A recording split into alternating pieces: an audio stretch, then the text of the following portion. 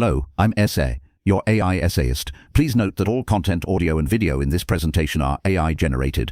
As AI can sometimes produce inaccuracies, I encourage you to verify any factual information presented. With that in mind, let's begin. The American landscape of the mid-19th century pulsed with the energy of a nation forging its identity, a period characterized by rapid industrialization and burgeoning awareness of the transformative power of communication. Within this dynamic era, Ezra Cornell emerged not as a scholar in a cloistered university, but as a practical visionary whose life's work was deeply intertwined with the nation's material progress and its intellectual awakening. His journey from humble beginnings in rural New York to becoming a pivotal figure in both technological advancement and educational philanthropy offers a compelling narrative of how ingenuity, coupled with a profound belief in the accessibility of knowledge, can shape societal trajectories. Cornell's early life was steeped in the traditions of self-reliance and hard work, experiences that would profoundly inform his later endeavors. Born in Westchester County, New York, in what his family soon relocated to Ithaca, a region on the frontier of American expansion. His formal schooling was limited, a common reality for many in that era, particularly those from less privileged backgrounds. This personal experience of educational scarcity would resonate throughout his life, fostering a deep-seated conviction that opportunity, especially in the form of learning, should not be a privilege reserved for a select few. The prevailing educational structures of the time, often rooted in classical traditions and accessible primarily to the affluent, presented a significant challenge to the burgeoning democratic ideals of the nation. The urgent need for skilled labor and informed citizenry in a rapidly evolving industrial and agricultural economy demanded a more practical and widespread approach to education. Cornell's initial foray into the professional world was marked by a keen aptitude for mechanics and a relentless pursuit of practical solutions. He worked as a carpenter, a millwright, and even a surveyor, honing skills that demanded precision, problem-solving, and an understanding of physical forces. These formative years were not spent in academic halls, but in the very fabric of the nation's physical development, grappling with the tangible challenges of building and connecting a growing country. It was during this period that he first encountered the nascent technology that would revolutionize communication, the telegraph. The telegraph, in its earliest stages, represented a monumental leap forward in overcoming the vast distances that characterized the American continent. Before its advent, communication across significant distances was agonizingly slow, relying on mail carried by horse or ship, often taking weeks or even months to deliver a message. This inherent limitation acted as a significant impediment to commerce, governance, and the very cohesion of the expanding nation. The problem was clear: how to transmit information instantaneously across miles of varied terrain, from bustling cities to remote settlements. Cornell's initial engagement with the telegraph was as a businessman, recognizing its immense commercial potential. He became involved in the construction and operation of telegraph lines, a venture that presented a formidable array of technical and logistical hurdles. The existing methods for laying telegraph wire were inefficient and prone to failure. Cables were often laid haphazardly, susceptible to damage from weather, marine life, and the simple act of being submerged in water. The problem was particularly acute for underwater telegraph lines, essential for connecting coastal cities and, eventually, for transatlantic communication. The existing techniques often resulted in cables that broke easily, were difficult to repair, and offered unreliable transmission. Cornell's innovative mind, honed by years of practical engineering, began to address these specific challenges. He understood that the success of the telegraph network depended on robust infrastructure. His key contribution during this phase was the development of a more effective system for laying telegraph cables. This involved designing specialized equipment and refining the process of deploying the wire beneath the water's surface. He recognized the need for a cable that was both strong enough to withstand the rigors of the ocean floor and flexible enough to be laid without breaking. His approach involves a deeper understanding of material science, engineering design, and the practicalities of maritime operations. One of his most significant achievements in this area was the successful laying of a transatlantic telegraph cable. While the ultimate success of the transatlantic cable would be a story of persistent challenge and eventual triumph involving many individuals, Cornell's early work and his innovative cable laying techniques were foundational. He developed a system that allowed for the controlled unwinding of the cable from a ship, ensuring a more uniform depth and reducing the strain on the wire. This system incorporated specialized winches, tension regulators, and a hull design that facilitated the smooth deployment of miles of heavy cable. The problem of maintaining consistent tension and preventing kinks or breaks during the laying process was a paramount concern, and Cornell's practical engineering solutions were instrumental in making these ambitious projects feasible. This period of his life was characterized by a relentless pursuit of excellence in a burgeoning field. He was not merely an investor, he was an active participant in the engineering and logistical challenges of building a national communication network. His success in this arena was built upon a unique combination of foresight, technical acumen, and an unwavering commitment to overcoming obstacles. He demonstrated an early understanding of how infrastructure could be a catalyst for economic and social progress, a principle that would guide his later, more celebrated philanthropic endeavors. The challenges of the telegraph era with its demand for precision engineering and large-scale project management, provided Cornell with an invaluable education in the practical application of scientific and technological principles, preparing him for the even grander vision he would soon embrace. His ability to envision and execute complex engineering projects in a field that was still in its infancy showcased a remarkable blend of entrepreneurial spirit and a deep appreciation for the power of interconnectedness that technology could foster.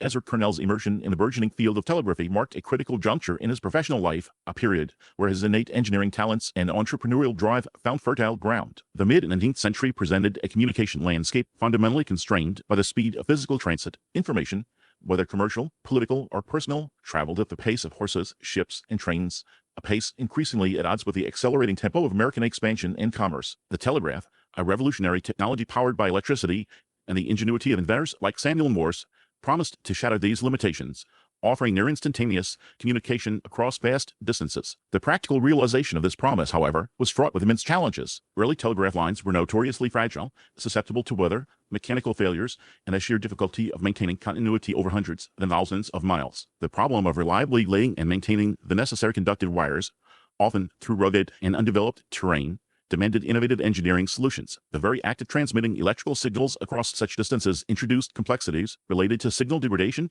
interference, and the need for robust power sources and amplification. Building a comprehensive network required not merely the invention of the telegraph itself, but the development of an entire ecosystem of infrastructure, from the poles and wires to the repeater stations and skilled operators. Cornell's genius lay in his ability to approach these problems with a pragmatic, hands-on methodology. He was not an inventor in the mold of Morse, but rather a master of implementation, a builder who understood how to transform theoretical possibility into tangible reality. His early involvement saw him grappling with the intricate logistics of stringing wires, securing rights of way, and ensuring the physical integrity of the nascent lines. He recognized that the success of the telegraph depended on an unwavering commitment to quality and reliability in every aspect of its construction and operation. This led him to develop and refine techniques for cable laying and maintenance that were far superior to the prevailing methods. One of Cornell's significant contributions involved the development of more durable and efficient methods for insulating and protecting telegraph wires, particularly when laid underground or submerged. While aerial lines were common, the desire to create more resilient and less visually intrusive routes, especially through urban areas and across waterways, spurred innovation in cable technology. Cornell invested in and experimented with various insulation materials and construction methods for underground and submarine cables. The challenge here was immense, creating a conduit that could withstand moisture, corrosion, pressure, and physical abrasion while ensuring the electrical signal remained unimpeded. His work in this area contributed to the understanding of how to create robust, long-lasting communication conduits, a foundational element for the expansion of telegraphic reach. Furthermore, Cornell's operational acumen extended to the strategic planning of telegraph routes. He understood that the economic viability of the telegraph depended on connecting key commercial centers and facilitating the flow of business information. This required careful consideration of geography, population density, and existing transportation networks. His ability to visualize and execute the construction of extensive telegraph lines, often through challenging environments, demonstrated a remarkable capacity for large-scale project management. He orchestrated the work of numerous crews, managed complex supply chains for materials, and navigated the often bureaucratic landscape of acquiring permits and rights of way. His business philosophy was equally instrumental. Cornell understood that building a successful telegraph enterprise required more than just technical prowess. It demanded astute financial management and a forward-looking business strategy. He was adept at securing investment, structuring partnerships, and managing the operational costs of a vast network. His vision extended beyond simply connecting 2 points. He aimed to create a truly national system that could serve a wide range of customers, from businesses and governments to individuals. This expansive view necessitated a focus on efficiency and scalability, principles he applied rigorously to every aspect of his telegraphic ventures. The expansion of the telegraph under Cornell's influence was a monumental undertaking. He was instrumental in the development of companies that would eventually form the backbone of the Western Union Telegraph Company, a behemoth that would dominate American communication for decades. His personal involvement in the construction of lines stretching across states, connecting cities that had previously been days apart by mail, transformed the speed at which commerce and news could travel. The ability to transmit stock prices, market reports, and business orders instantaneously revolutionized trade and finance. News of national and international events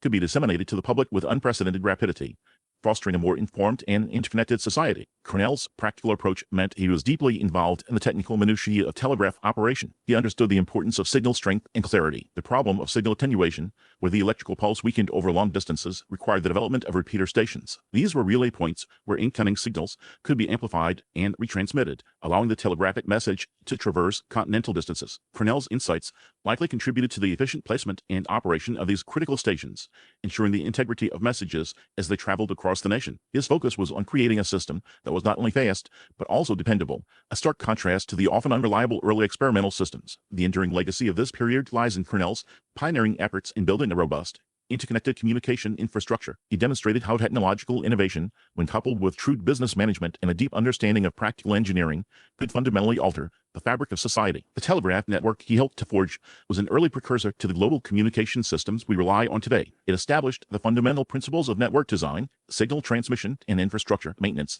that continue to inform the development of telecommunications, the internet, and all forms of digital connectivity. His work in laying the physical and operational groundwork for instantaneous long-distance communication provided a vital foundation, proving that vast distances could indeed be bridged by human ingenuity and persistent effort. His success in this complex and demanding field provided him with the capital and the experience that would later fuel his most profound philanthropic endeavor, a testament to how mastering one technological frontier could enable the creation of entirely new intellectual landscapes. The vast network of wires Ezra Cornell helped meet across the American continent, a monumental feat of engineering and organizational prowess, provided more than just a means for instantaneous communication. It cultivated within him a profound understanding of how interconnectedness could foster progress and how accessible infrastructure was paramount to widespread adoption. This experience, coupled with his keen business acumen, equipped him with resources and a vision that would soon be directed toward a different, yet equally ambitious, form of societal advancement of the transformation of higher education. The mid-19th century presented a significant intellectual and societal challenge. While the nation was rapidly industrializing, its educational institutions largely remained tethered to classical traditions. A prevailing educational philosophy emphasized ancient languages, philosophy, and history, preparing a select few for professions in law, theology, or government. This model, while valuable for its own sake, often felt disconnected from the burgeoning needs of an economy increasingly driven by science, technology, and practical application. The burgeoning fields of engineering, agriculture, and mechanics, vital to the nation's growth, found limited systematic representation within the hallowed halls of academia. There existed a palpable disconnect between the intellectual pursuits of universities and the practical demands of a rapidly changing world. Furthermore, access to this traditional higher education was largely determined by social standing and financial means. The cost of tuition, the prerequisite of a classical education, and the geographical limitations of established institutions created significant barriers for many Americans. The promise of upward mobility, often fueled by hard work and ingenuity, found its ultimate expression in the acquisition of knowledge, yet this knowledge remained largely out of reach for vast segments of the population. This created a paradox. A nation built on democratic ideals struggled to provide democratic access to the very education that could empower its citizens. Ezra Cornell, a man who had risen from humble origins through sheer determination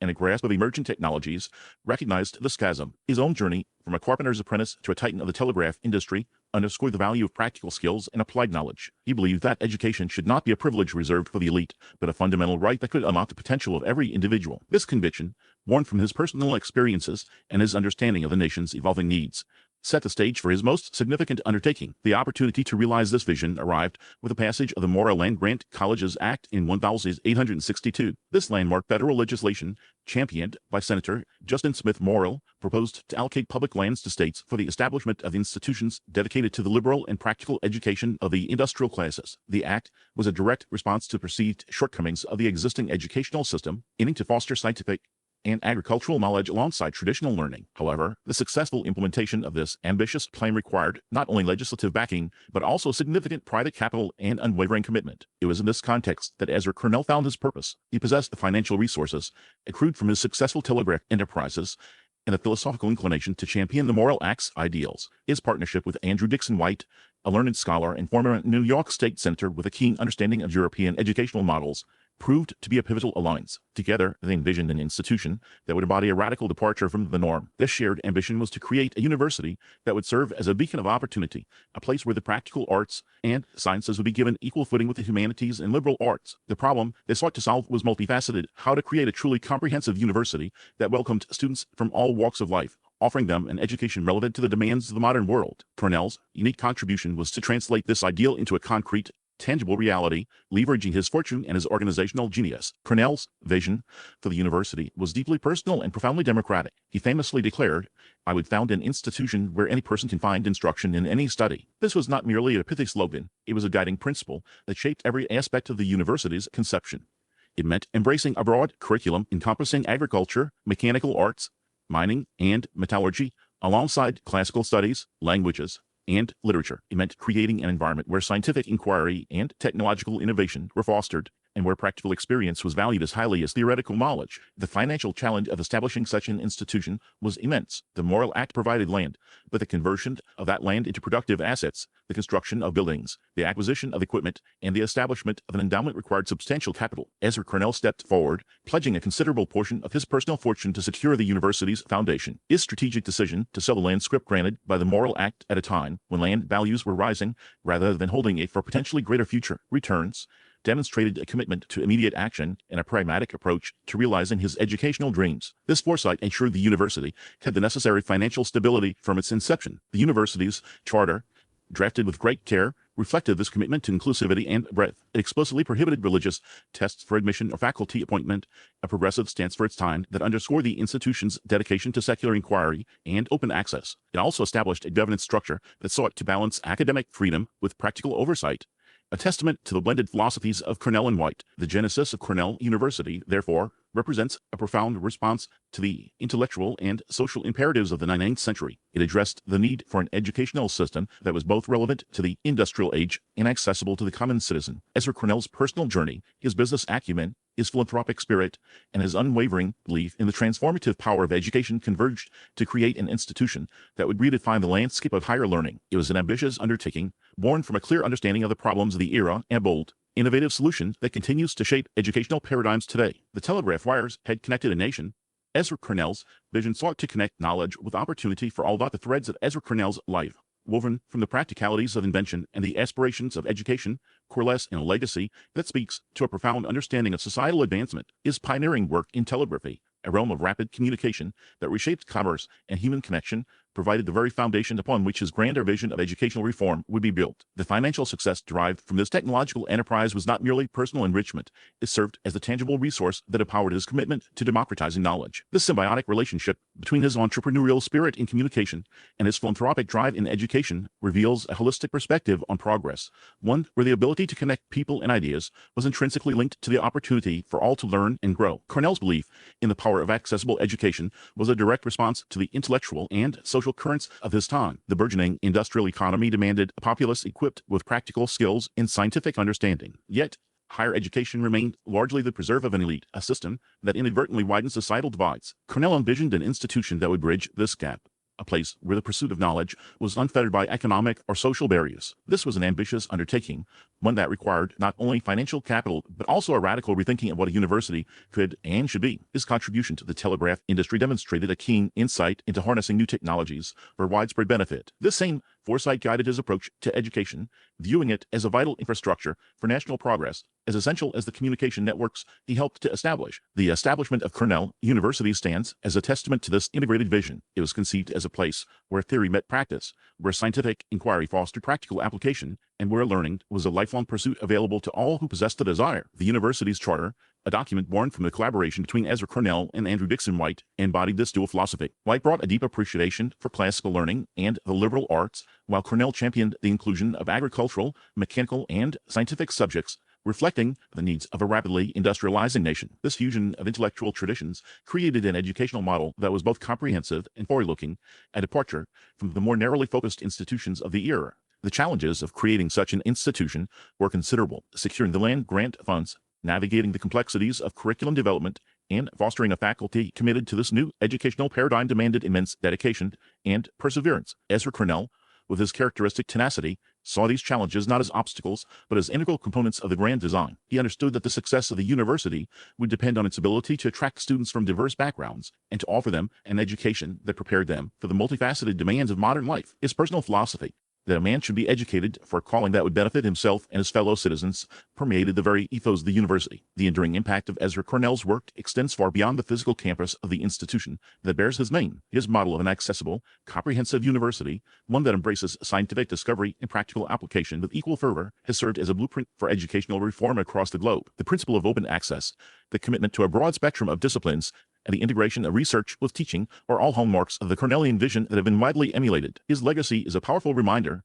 that true progress is achieved when innovation in communication and technology is coupled with a profound dedication to the dissemination of knowledge and the cultivation of human potential. The synergy between Cornell's entrepreneurial success in telegraphy and his educational philanthropy is particularly striking. The Telegraph, a marvel of 19th century engineering, connected distant points with unprecedented speed, facilitating commerce, governance, and personal communication. It was a technology that democratized information, making it more readily available and accelerating its flow. Cornell, having mastered this domain, then turned his attention to democratizing education, recognizing that widespread access to learning was the next frontier in societal advancement. He understood that an educated populace was essential for a thriving democracy and a dynamic economy, and he leveraged his considerable resources and acumen to realize this idea. The creation of Cornell University was an act of profound faith in the transformative power of education. It was a commitment to the idea that knowledge should be a shared resource, enabling individuals to achieve their full potential and contribute meaningfully to society. Ezra Cornell's life story, from his humble beginnings to his status as a titan of industry and a visionary philanthropist,